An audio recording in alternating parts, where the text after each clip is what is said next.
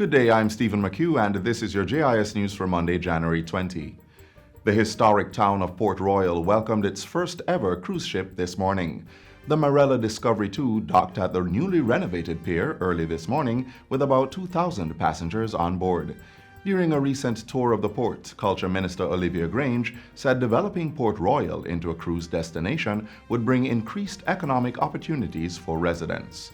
So we are happy that we are now going to be able to showcase this rich heritage to the world, and that we have been able as a joined-up government to take it to the stage. This has been long coming. Meanwhile, work is expected to begin shortly on the Port Royal Street Coastal Revetment Project.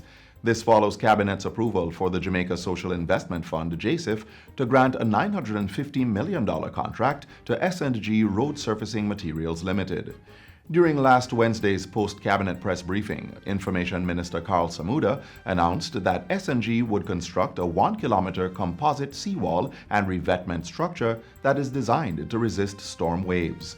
The company will also raise the roadway to reduce risks of flooding and upgrade minor drains crossing Port Royal Street. In addition, a 4.7-kilometer boardwalk will be constructed for recreational use, as well as an 80-meter fishing beach. All in all, it is an area of great concentration and importance to the development of downtown Kingston, so it forms part of an overall structure.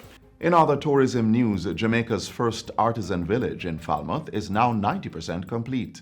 Tourism Minister Edmund Bartlett says the village, which is being constructed at a cost of $5.7 million, is expected to be handed over to the public by the end of this month by the Port Authority. We're going to do some theming of it, Yes. because it's not just a regular artisan village as people know it. This is going to be a thematic one. It's going to have a theme about rum and sugar, Yes. and mermaids and all of the mythologies around Yes. Falmouth and Trelawney and so on.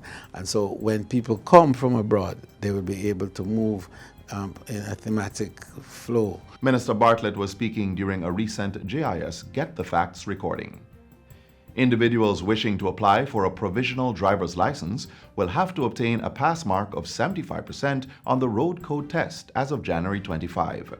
Currently, persons applying for a provisional driver's license, commonly referred to as a learner's permit, are not required to prove their knowledge of the road code through a written test, but that is about to change. Acting Senior Land Transport Policy Officer Francois Graham says drivers can use the existing literature to prepare for the test, while the ministry works to publish the official road code on its website. The test is expected to confirm that the applicant has knowledge of the road code, which entails the general rules of the road, road signs, and road safety. So once a person has passed this test, the government of Jamaica can be comfortable that this person knows how to operate on the road. Mr. Graham was speaking on Friday at a JIS think tank. Meanwhile, Tax Administration Jamaica TAJ is reporting that while the Portmore Tax Office will be open on Saturday, January 25, it will not be processing any provisional driver's licenses on that day. TAJ's Chief Corporate Communications Officer, Maris Houghton, says they are anticipating additional persons coming in the last week to obtain their learner's permits before the new regime takes place. But she's reminding applicants that the last day to do that is Friday, January 24. So we are just reminding persons that they should not come to the Portmore Tax Office on the 25th with the expectation of getting a provisional driver's license under the existing regime. Ms. Houghton, who was speaking at a recent JIS think tank, says the TAJ currently processes about 8,000 provisional driver's licenses each month. The new regime, which takes effect on January 25, will require applicants to first go to the Island Traffic Authority's examination depot for their written test before going to the tax office.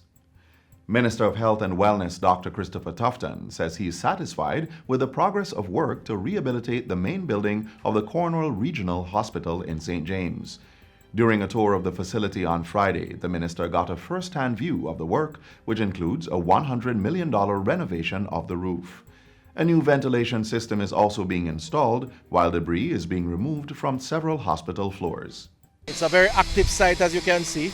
Not only are we rehabilitating the building, the main building, but we're also doing the work on the ground for the new hospital. I'm convinced that when this is all over, it's going to be a model facility for all of Jamaica and indeed for the region, for the Caribbean and beyond. The minister lauded the staff for maintaining high-level professionalism and quality client service during the renovation works. He is also urging residents of Western Jamaica who use the institution to continue to exercise patience and utilize the alternative arrangements for service while the project is completed. And finally, a bronze statue of Jamaican Olympian Asafa Powell will be unveiled at the National Stadium on Sunday, February 9. Minister of Sport Olivia Grange says she has received the all-clear from Asafa and will move forward with plans to erect the monument in his honor. The sprinter and his wife, Alicia, signed off on the maquette during a recent call on Minister Grange. The statue is the work of renowned Jamaican sculptor Basil Watson. It is the last of 4 monuments in tribute to outstanding Jamaican sports stars commissioned by the Sport Ministry under the Jamaica 55 Legacy Program. And that's it for JIS News Today. I'm Stephen McHugh. Thanks for watching.